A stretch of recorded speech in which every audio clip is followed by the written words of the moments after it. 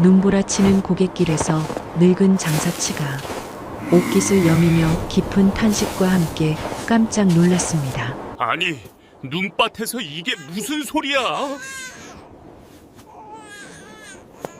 매서운 바람소리 사이로 가녀린 울음소리가 그의 귀를 파고들었지요. 평생 엽전 한 잎에 목숨 걸던 지독한 구두쇠가 금덩이 대신 죽어가던 아기를 주었습니다. 헌데 멍석마리에 쌓여있던 이 아이, 그저 평범한 핏덩이가 아니었습니다. 5살에 거상의 장부 조작을 간파하고 엽전 굴러가는 소리만 들어도 시세를 꿰뚫는 상술의 신동이었던 것이지요. 과연 그는 이 천재 아이를 무사히 지켜낼 수 있을까요? 그럼 감동적인 옛날 이야기 지금 바로 시작합니다. 조선야담소를 찾아주셔서 감사합니다.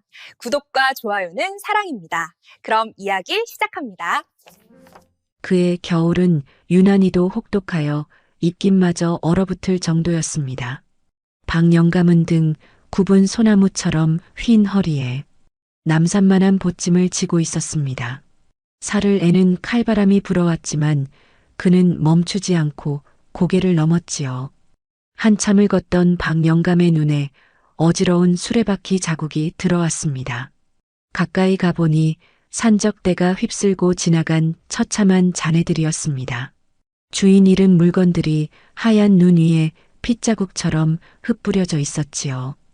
지나가던 행인들은 엽전을 줍느라 아비규환이었습니다. 박영감도 본능적으로 엽전 꾸러미를 향해 손을 뻗었습니다. 그때 덤불숲 쪽에서 들려오는 희미한 소리가 발목을 붙잡았지요. 그것은 바람소리도 짐승의 울음소리도 아니었습니다. 박영감은 홀린 듯 소리가 나는 쪽으로 눈을 돌렸습니다. 그곳에는 파란 강보에 쌓인 아기가 눈 속에 파묻혀 있었지요. 아기의 입술은 이미 보랏빛으로 변해 있었습니다.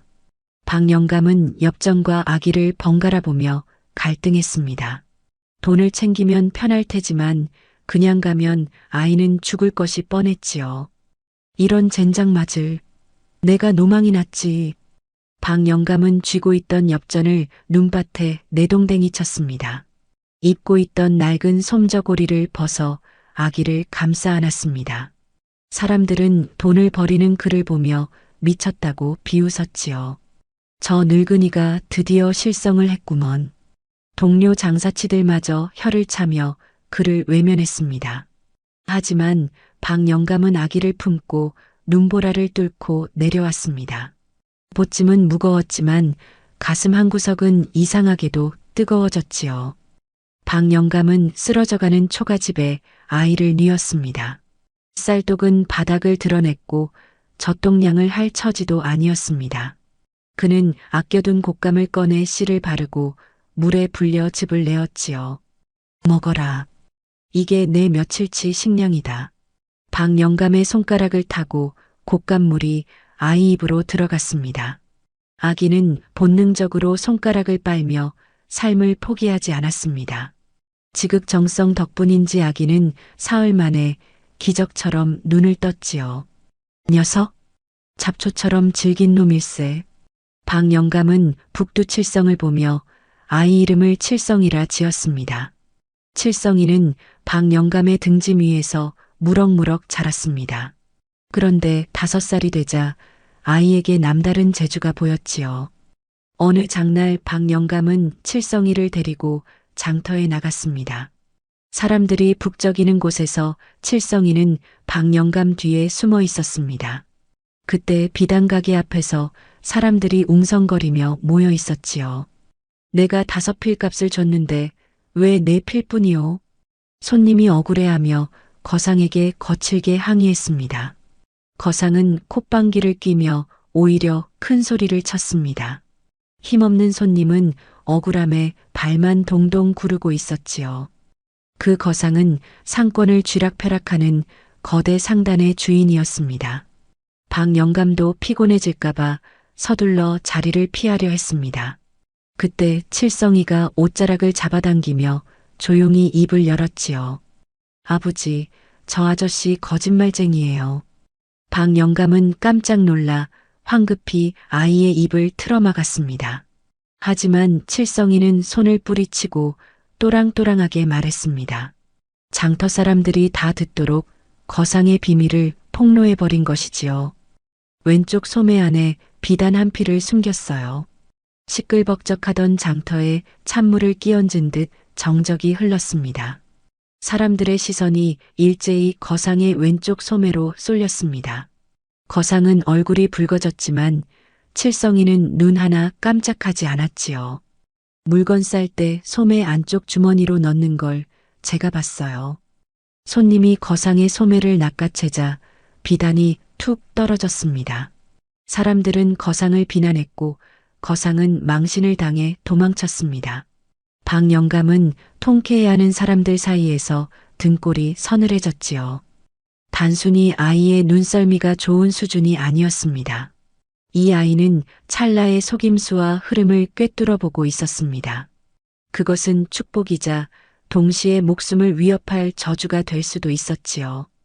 박 영감은 칠성이를 데리고 서둘러 집으로 돌아왔습니다. 심장은 터질 듯 쿵쾅거려 좀처럼 진정이 되지 않았습니다. 이런 재능이 알려지면 아이와 자신 모두 위험해질 것이 뻔했지요. 칠성아, 밖에서는 절대 샘을 하지 마라. 박 영감은 떨리는 손으로 아이 어깨를 잡고 당부했습니다. 남들 앞에서는 글자도 모르는 바보 흉내를 내라고 시켰습니다. 칠성이는 영문도 모른 채 겁에 질려 고개를 끄덕였지요. 그날부터 박 영감은 아이에게 더 꾀죄죄한 옷을 입혔습니다. 어디서든 모자란 척하라고 엄하게 가르쳤습니다. 하지만 주머니 속의 송곳은 언젠가 반드시 뚫고 나오는 법이지요. 세월이 흘러 칠성이가 7살이 되던 해였습니다. 박 영감은 물건을 떼러 칠성이와 함께 한양 객주를 찾았습니다. 그곳은 상권을 장악한 최객주의 거대한 상단이었지요. 마당에는 전국에서 온 물건들이 산더미처럼 쌓여 있었습니다. 박 영감이 흥정하는 사이 칠성이는 마당 구석을 서성였습니다. 그곳에는 먼지 쓴 잡동사니들이 아무렇게나 방치되어 있었지요. 칠성이는 잡동사니 속에서 기이한 물건을 발견했습니다. 새카만 막대기 같은 낡고 볼품없는 흑단 주판이었습니다. 아이는 무언가에 홀린 듯 주판을 집어들고 먼지를 털어냈지요. 주판은 알이 작고 촘촘했으며 묵직한 무게감이 느껴졌습니다. 칠성이는 호기심에 주판 알을 튕겨보았습니다. 그러자 경쾌하고 맑은 소리가 마당 가득 울려 퍼졌지요. 그 소리는 마치 잠들어 있던 용을 깨우는 소리 같았습니다. 안채에서 나오던 최객주의 귀에 그 소리가 꽂혔습니다. 그는 칠성이의 손에 들린 물건을 보고 소스라치게 놀랐지요. 저것은 최객주의 눈동자가 지진이 난 듯 심하게 흔들렸습니다. 그의 눈빛이 순식간에 탐욕스럽고 비릿하게 변했습니다. 그 주판은 그가 7년 동안 미친 듯이 찾아 헤매던 물건이었지요. 자신의 추악한 비리가 모두 담긴 전설의 비밀 장부. 그것이 하필이면 장터 꼬마 녀석의 손에 들려 있었습니다. 최객주는 떨리는 입꼬리를 올리며 천천히 아이에게 다가갔지요. 얘야, 그 주판 참으로 신기하게 생겼구나. 최객주의 목소리는 뱀처럼 차갑고 끈적거렸습니다. 칠성이는 본능적으로 위험을 감지하고 주판을 숨겼습니다. 하지만 아이가 감당하기에는 최객주의 살기가 너무나 거대했지요. 최객주의 목소리는 한겨울 칼바람보다 더 차갑게 파고들었습니다. 칠성이는 본능적으로 흑단 주판을 등 뒤로 감췄습니다. 어린아이의 눈에도 눈앞의 사내가 뿜어내는 기운이 예사롭지 않음을 느꼈기 때문이지요. 박 영감이 허둥지둥 달려와 칠성이 앞을 가로막으며 납작 엎드렸습니다. 그는 식은땀을 줄줄 흘리며 최객주의 눈치를 살폈습니다. 하지만 최객주는 오직 칠성이의 등 뒤만 노려보고 있었지요. 그의 눈빛에는 탐욕을 넘어선 섬뜩한 살기가 번들거리고 있었습니다. 당장이라도 아이를 잡아먹을 듯한 맹수의 눈빛이었습니다. 최객주는 손을 뻗으며 칠성이를 옥죄어 왔지요. 그 주판, 이리 내놓거라. 내 잃어버린 물건 같구나. 최객주가 다가오자 칠성이는 박영감의 바짓가랑이를 잡고 고개를 저었습니다. 그는 주판을 뺏기기 싫다는 듯 더욱 세게 움켜쥐었습니다. 최객주의 미간이 찌푸려지며 얼굴이 험악하게 일그러졌지요. 이런 맹랑한 놈을 보았나? 어른이 달라면 줄 것이지. 최객주가 눈짓을 하자 건장한 하인들이 칠성이를 에워쌌습니다. 박영감은 등골이 오싹해짐을 느꼈습니다. 단순히 물건을 탐내는 것이 아니라 약점을 쥔 자를 제거하려는 눈빛이었기 때문이지요. 박영감은 평생 장사판에서 익힌 기지로 상황을 모면하려 했습니다. 그는 품속의 쌈지돈을 꺼내 최객주 앞에 내밀었습니다. 어떻게든 이 위기를 돈으로 해결해 보려 했던 것이지요. 대감, 이깟 낡은 주판이 뭐라고 이러십니까? 제가 값을 후하게 치르겠습니다. 하지만 최객주는 엽전은 쳐다보지도 않고 싸늘하게 웃었습니다. 그는 박영감의 돈주머니를 발로 차버렸습니다. 그리고는 박영감의 귓가에 대고 나지막이 속삭였지요. 값이라. 그래, 내 놈들 목숨값으로 쳐주마. 분위기가 험악해지자 주변 상인들이 하나둘 모여들기 시작했습니다. 사람들의 이목이 집중되자 최객주도 대놓고 행패를 부리기 곤란해졌습니다. 최객주는 표정을 바꾸며 짐짓 너그러운 척 물러섰지요. 사람들이 오해하겠군. 오늘은 그냥 가보게. 최객주는 의미심장한 말을 남기고 상단 안으로 사라졌습니다.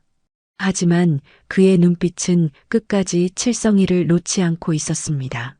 박영감은 뒤도 돌아보지 않고 칠성이를 끌고 장터를 빠져나왔지요.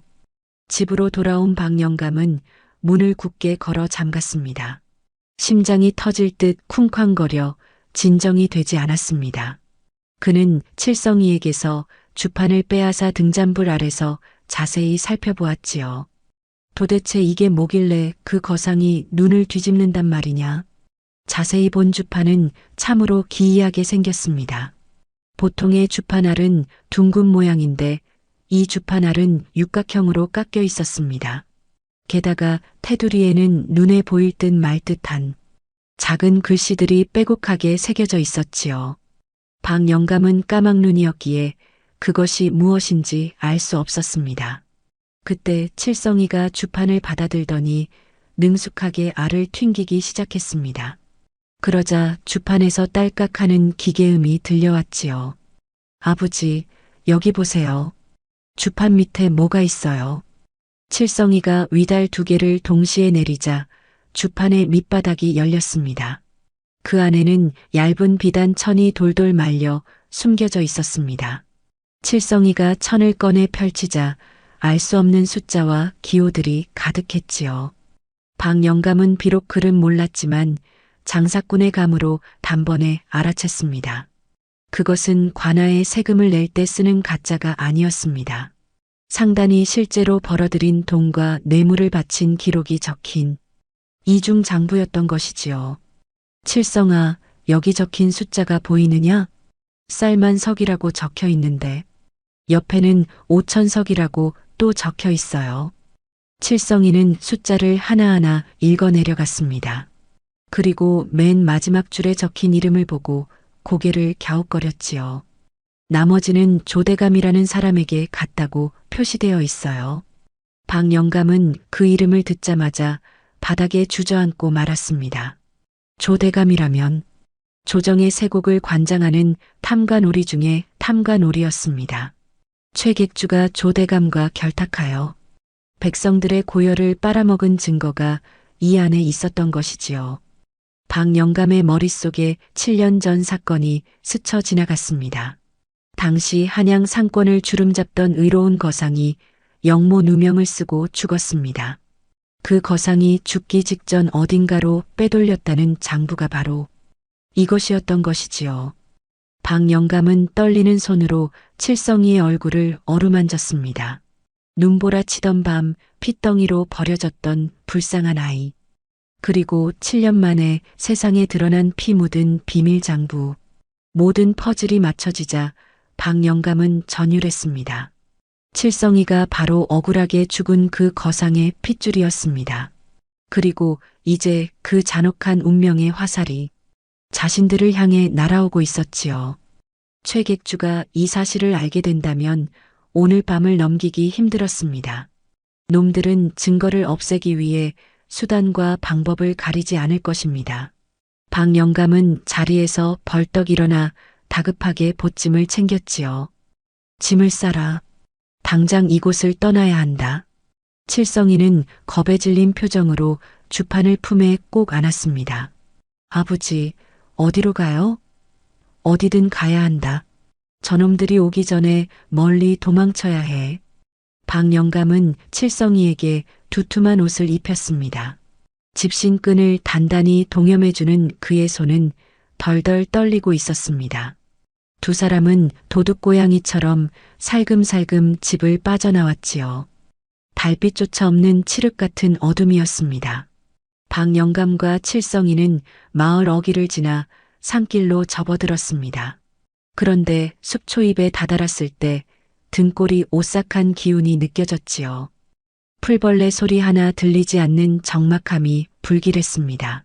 평생 산길을 다닌 박영감의 육감이 위험을 알리고 있었습니다. 박영감은 칠성이를 자신의 등 뒤로 숨기며 걸음을 멈췄지요. 누구냐? 박영감이 낮은 목소리로 어둠을 향해 외쳤습니다. 그러자 나무 뒤와 바위 틈에서 그림자 같은 사내들이 하나둘 나타났습니다. 손에는 시퍼런 몽둥이와 낫이 들려 있었지요. 최객주가 보낸 사병들이었습니다. 그들은 이미 마을의 모든 출구를 봉쇄하고 기다리고 있었습니다. 맨 앞줄에 선 우두머리가 비릿한 웃음을 흘리며 다가왔지요. 영감, 그리 급하게 어딜 가시는가? 박영감은 칠성이의 손을 꽉 잡았습니다. 뒤는 절벽이었고 앞은 사나운 늑대떼가 가로막고 있었습니다. 도망칠 곳 없는 절체절명의 위기가 닥쳐온 것이지요. 쳐라. 한 놈도 살려보내지 마라. 우두머리의 고함과 함께 사내들이 짐승처럼 달려들었습니다. 박영감은 보찜 속에 있던 녹그릇을 꺼내 허공을 향해 내리쳤습니다. 평생 무거운 짐을 지고 산길을 오르내린 팔 힘으로 필사적으로 저항했지요. 둔탁한 파열음과 함께 선두에 섰던 자객 하나가 비명을 지르며 나뒹굴었습니다. 하지만 다구리에는 장사가 없는 법이라 박영감은 금세 포위되었습니다. 사방에서 날아드는 몽둥이 찜질의 녹그릇은 찌그러져 바닥에 뒹굴었지요. 박영감이 무릎을 꿇자 자객들이 벌떼처럼 달려들어 그를 짓눌렀습니다. 박영감은 피투성이가 된 얼굴을 들고 칠성이를 향해 소리쳤습니다. 자신의 목숨을 바쳐서라도 아이만은 살려야 했기 때문이지요. 칠성아, 뛰어라. 뒤도 돌아보지 말고 뛰어. 칠성이는 공포에 질려 발이 떨어지지 않았습니다. 아버지가 놈들의 발길질에 채이면서도 자신을 향해 손짓하고 있었습니다. 그 처절한 외침에 칠성이는 정신이 번쩍 들었지요. 어서 가라니까. 가서 살아남아라. 그래야 갚을 것 아니냐. 박영감의 절규에 칠성이는 눈물을 머금고 몸을 돌렸습니다. 지금 잡히면 둘 다 죽는다는 것을 칠성이의 명석한 머리는 알고 있었습니다. 칠성이는 어둠 속 가시덤불을 향해 미친 듯이 몸을 던졌지요. 저놈 잡아라. 꼬마 놈이 장부를 가지고 있다. 자객 2명이 칠성이의 뒤를 쫓아 숲으로 들어왔습니다. 칠성이는 찢어지는 가시덤불을 헤치고 달렸습니다. 등 뒤에서 박영감의 비명소리가 들려왔지만 차마 돌아볼 수 없었지요. 얼마나 달렸을까? 칠성이는 숨이 턱까지 차올라 더 이상 걸음을 뗄 수 없었습니다. 다리 힘이 풀려 비탈길 아래로 대굴대굴 굴러떨어졌습니다. 칠성이는 낙엽 더미 속에 처박혀 거친 숨을 몰아쉬었지요. 품속에 안고 있던 흑단 주판이 칠성이의 옆구리를 찔렀습니다. 칠성이는 떨리는 손으로 주판을 확인했습니다. 다행히 주판은 멀쩡했지만 저 멀리서 횃불 불빛이 춤을 추고 있었지요. 이 쥐새끼 같은 놈 어디 숨었냐? 놈들의 목소리가 점점 가까워지고 있었습니다. 칠성이는 낙엽 더미 깊숙이 몸을 숨기고 입을 틀어막았습니다. 그때 산 위쪽에서 우두머리의 목소리가 쩌렁쩌렁 울려 퍼졌지요. 내 놈이 나오지 않으면 이 늙은이의 목을 베겠다. 칠성이는 심장이 멎는 것만 같았습니다. 나뭇가지 사이로 올려다보니 놈들이 박영감을 벼랑 끝으로 끌고 가고 있었습니다. 박영감은 이미 만신창이가 되어 축 늘어져 있었지요. 하나를 세겠다. 나오지 않으면 바로 민다. 자객이 숫자를 세기 시작했습니다. 칠성이는 갈등했습니다. 나가면 죽고 안 나가면 아버지가 죽는 잔혹한 선택의 순간이었지요. 칠성이가 막 몸을 일으키려던 찰나 박영감의 목소리가 들려왔습니다. 마지막 힘을 짜내어 아들을 지키려는 아버지의 절규였습니다. 그는 비릿한 웃음을 흘리며 자객의 얼굴에 침을 뱉었지요. 대감, 내 아들은 이미 도망쳤소. 이 멍청한 놈들아. 격분한 자객이 박영감의 가슴을 발로 걷어찼습니다. 그 반동으로 박영감의 몸이 허공으로 붕 떠올랐습니다. 박영감은 칠성이 쪽을 보며 미소 지었고 그대로 낭떠러지 아래로 떨어졌지요. 둔탁한 소리가 계곡 아래로 울려 퍼졌습니다. 칠성이는 소리 없는 비명을 지르며 눈을 질끈 감았습니다. 자신을 살리기 위해 아버지가 목숨을 던진 것이지요. 젠장, 늙은이가 떨어졌어. 시체라도 찾아. 장부가 늙은이 품에 있을지도 모른다. 자객들이 벼랑 아래쪽으로 이동하기 시작했습니다. 칠성이는 그 틈을 타 반대편 숲으로 기어갔습니다. 살아야 했습니다. 아버지가 목숨과 맞바꿔 살려준 목숨이었기 때문이지요. 날이 밝아오자 칠성이는 인가에서 멀리 떨어진 낡은 산신당을 발견했습니다. 지붕은 무너져 내리고 거미줄이 가득한 폐가였습니다. 칠성이는 산신당 구석 먼지 쌓인 마루 밑으로 몸을 숨겼지요. 긴장이 풀리자 극심한 허기와 추위가 몰려왔습니다. 하지만 그보다 더 견디기 힘든 것은 가슴속에서 치밀어 오르는 분노였습니다. 칠성이는 품에서 아버지의 피가 묻은 흑단 주판을 꺼냈지요. 칠성이는 주판알을 하나씩 튕겼습니다. 차가운 주판알 소리가 텅 빈 산신당을 울렸습니다. 그것은 단순한 셈이 아니라 복수의 다짐을 새기는 소리였지요. 칠성이는 주판에 새겨진 숫자들을 보며 놈들이 빼돌린 금액을 계산했습니다. 그리고 그 맨 아래 칸에 마음속으로 숫자를 하나 더 새겨 넣었습니다. 세상 그 무엇보다 비싼 아버지의 목숨값이었지요. 그때 산신당 밖에서 인기척이 들렸습니다. 발자국이 여기서 끊겼어. 이 근처다. 샅샅이 뒤져. 최객주의 사병들이 기어코 여기까지 쫓아온 것이지요. 도간의 든쥐 신세가 되었습니다. 칠성이는 주변을 둘러보았지만 도망칠 곳은 없었습니다. 그는 썩어가는 마룻바닥 밑 좁은 틈으로 몸을 더욱 웅크렸지요. 여기는 아무도 없는데?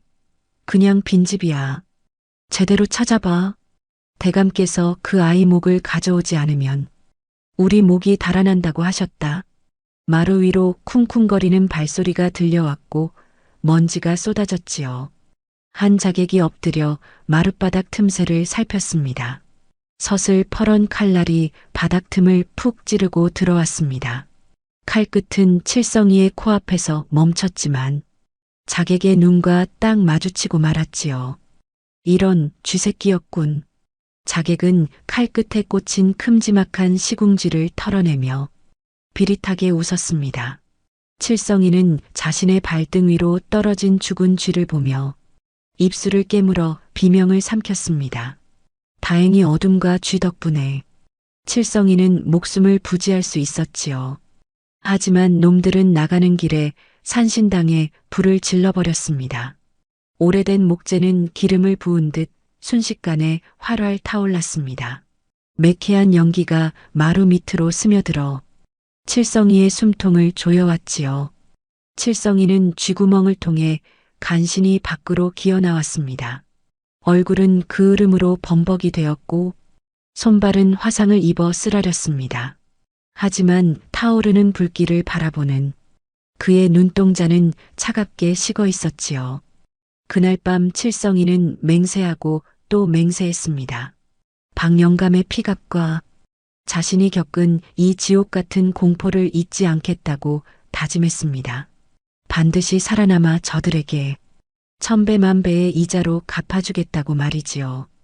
그로부터 강산이 변한다는 10년의 세월이 흘렀습니다. 한양의 저작거리에 기이한 소문이 돌기 시작했습니다.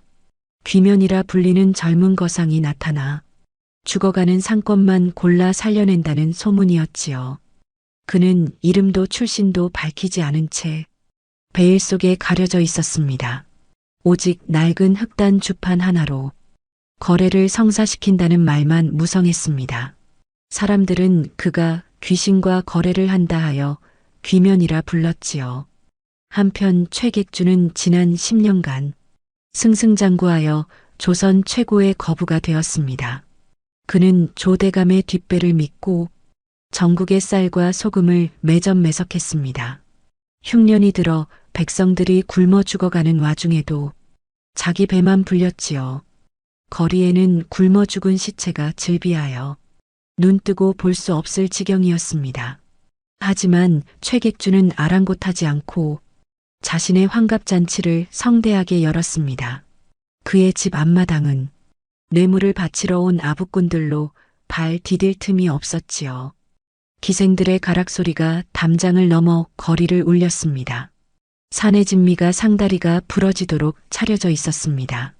그때 굳게 닫힌 대문이 열리며 한 청년이 당당하게 들어섰지요. 객주 어른께 드릴 귀한 선물이 있어 왔소. 하얀 베옷을 입고 갓을 푹 눌러 쓴 청년이었습니다. 그는 좌중의 시선은 아랑곳하지 않고 최객주 앞으로 걸어갔습니다. 청년의 허리춤에는 낡고 윤이 나는 흑단 주판이 매달려 있었지요.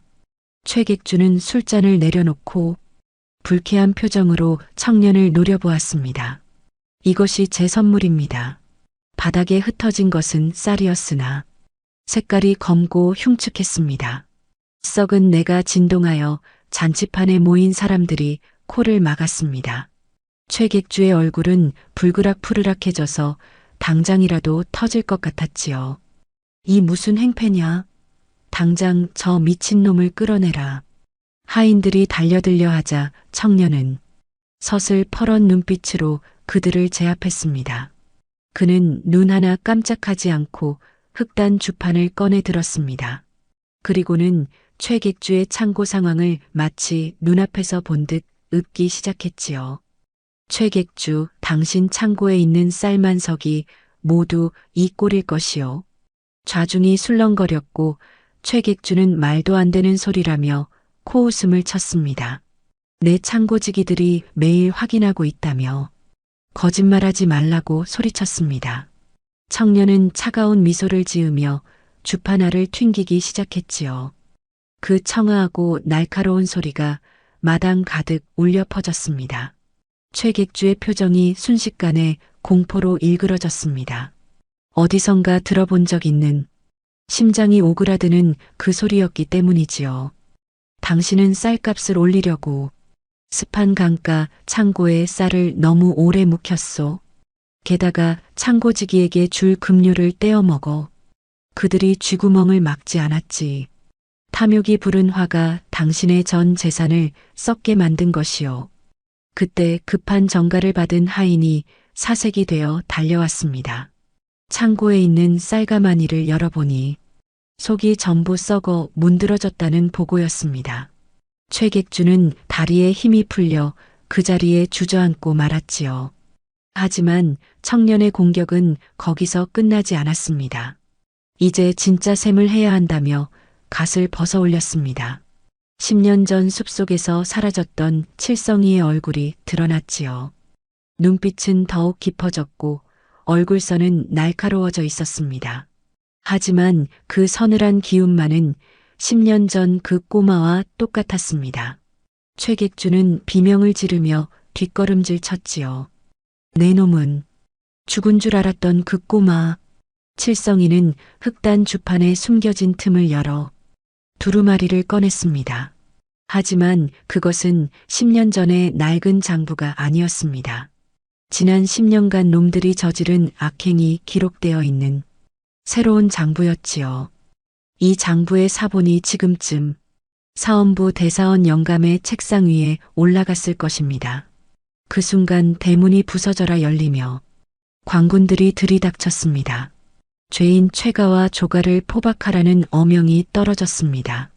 잔치판은 순식간에 아수라장이 되었고 아부꾼들은 도망치느라 바빴지요. 최객주는 칠성이의 바짓가랑이를 잡고 매달렸습니다.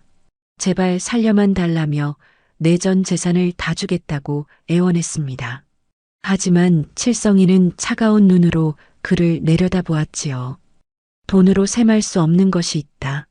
칠성이는 잡힌 옷자락을 매몰차게 뿌리쳤습니다. 그의 머릿속에는 벼랑 끝에서 자신을 살리고 떨어지던 아버지의 미소가 떠올랐습니다. 포승줄에 묶여 끌려가는 최객주의 절규가 하늘을 찔렀지요. 모든 복수가 끝났지만 칠성이의 가슴 한구석은 뻥 뚫린 듯 공허했습니다.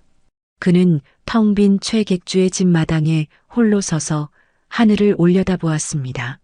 10년 전 그날처럼 하얀 눈이 내리기 시작했지요. 차가운 눈송이가 칠성이의 뜨거워진 눈가를 식혀주었습니다.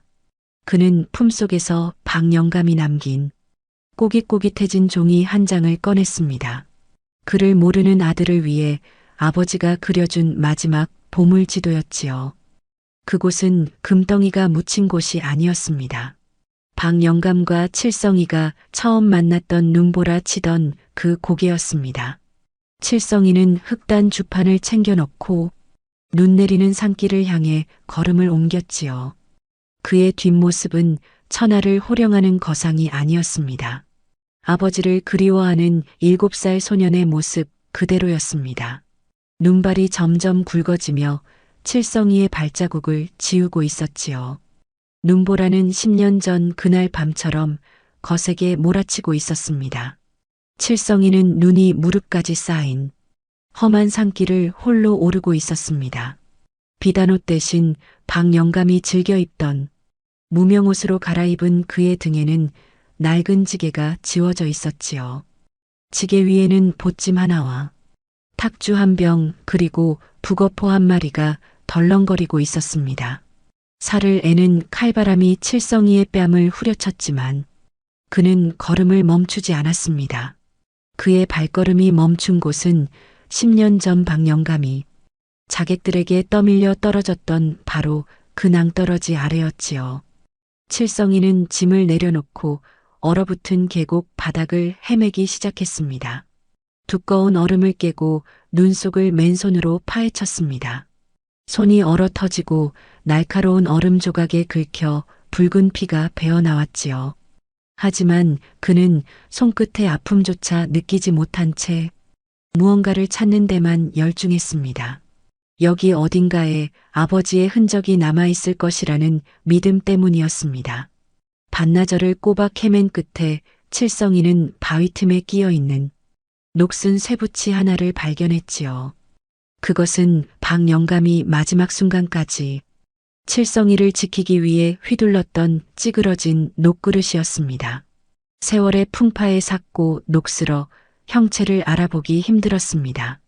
하지만 칠성이는 그 차가운 쇠붙이를 보자마자 단번에 알아볼 수 있었지요.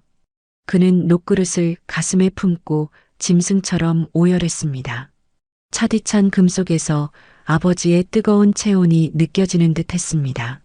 10년간 참아왔던 눈물이 댐이 무너지듯 쏟아져 내렸지요. 아버지, 제가 왔어요. 칠성이가 왔어요. 칠성이는 양지 바른 곳을 찾아 맨손으로 언 땅을 파기 시작했습니다. 꽁꽁 언 땅은 돌덩이처럼 단단하여 호미조차 들어가지 않았습니다.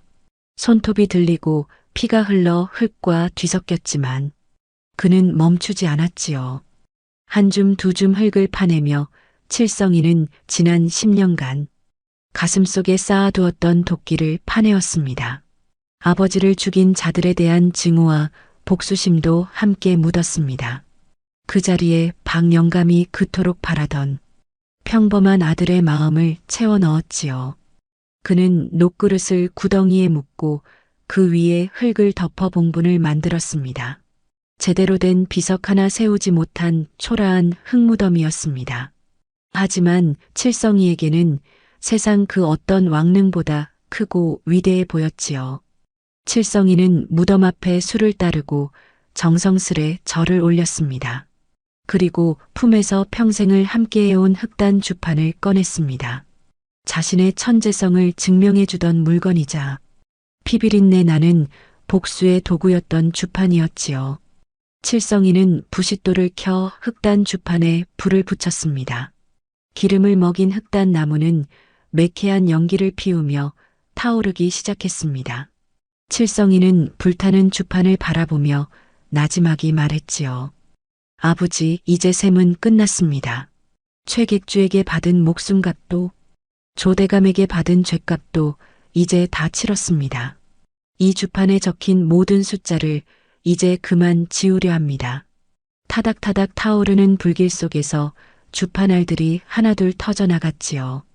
그 소리는 마치 박영감이 칠성이의 등을 두드려주는 소리처럼 들렸습니다. 주판이 한 줌의 재로 변할 때까지 칠성이는 자리를 뜨지 않았습니다. 연기가 하늘로 흩어지자 칠성이는 비로소 깨달았지요.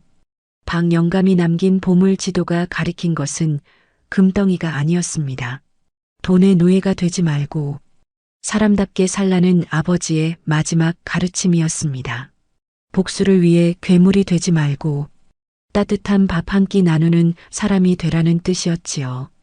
장사는 이문을 남기는 것이 아니라 사람을 남기는 것이다. 박영감이 밥벌어지라 구박하면서도 칠성이에게 늘 해주던 말이 귓가에 맴돌았습니다. 칠성이는 자리에서 일어나 무덤을 향해 마지막으로 큰 절을 올렸습니다. 그의 눈빛에서 서늘한 도끼가 사라지고 그 자리에 깊고 따뜻한 기운이 채워졌지요. 다음에 올 때는 비단 꽃신 사 가지고 올게요. 그때까지 편히 쉬세요. 칠성이는 텅 빈 지게를 다시 짊어지고 산을 내려오기 시작했습니다. 올 때는 천근만근 무거웠던 발걸음이 한결 가벼워져 있었습니다. 산 아래로 내려가는 그의 뒷모습 위로 하얀 눈이 소복이 쌓였지요. 눈은 칠성이가 걸어온 발자국을 지우고 세상의 모든 더러운 것들을 덮어주고 있었습니다. 마치 박영감이 칠성이를 덮어주었던 그날 밤의 솜니불처럼 말입니다. 칠성이는 가던 길을 멈춰서서 흐린 하늘을 올려다보았지요. 구름 사이로 햇살 한 줄기가 비치며 눈부신 빛의 길이 열리고 있었습니다. 그는 이제 조선 최고의 거상 귀면이 아니었습니다. 그저 늙은 장돌뱅이 박영감이 사랑했던 아들 칠성이로 돌아와 있었지요. 칠성이는 씩씩하게 산을 내려갔습니다. 이제 그는 장사치가 아닌 진짜 상인이 되어 세상 속으로 걸어 들어갈 것입니다. 그의 품속에는 아버지의 녹그릇 대신 따뜻한 사랑이 가득 채워져 있었지요. 산을 내려가는 칠성이의 입에서 나지막한 고백이 흘러나왔습니다. 그것은 평생을 장사치로 살아온 자신에 대한 반성이자 아버지께 바치는 헌사였지요. 사람들은 말합니다. 장사꾼은 똥 묻은 돈도 마다하지 않아야 한다고. 엽전 한 입에 웃고 우는 것이 우리네 인생이라고 합니다. 하지만 저는 보았습니다. 억만금을 준다 해도 바꿀 수 없는 것이 있음을. 차가운 녹그릇 하나에 담긴 그 뜨거운 마음을 저는 평생 잊지 못할 것입니다. 숫자로 가득 찬 장부보다 텅 빈 가슴을 채워주는 따뜻한 밥 한 끼가 더 귀하다는 것을 이제야 알겠습니다. 진정한 부자는 곳간을 채운 자가 아니라 사람의 마음을 얻은 자라는 사실을 늙은 아버지는 온몸으로 가르쳐 주셨습니다. 오늘 이야기 마음에 깊은 울림이 있으셨는지요? 구독과 좋아요로 소중한 인연이 이어졌으면 합니다. 여러분의 따뜻한 마음에 가슴 뭉클한 사연으로 정성껏 보답하겠습니다. 지금 어느 지역에서 함께하고 계신지 편하게 댓글로 말씀 주시면 감사한 마음 담아 반갑게 인사 올리겠습니다. 댁내에 늘 평안이 깃들길 바라며 지금까지 조선야담소였습니다. 감사합니다.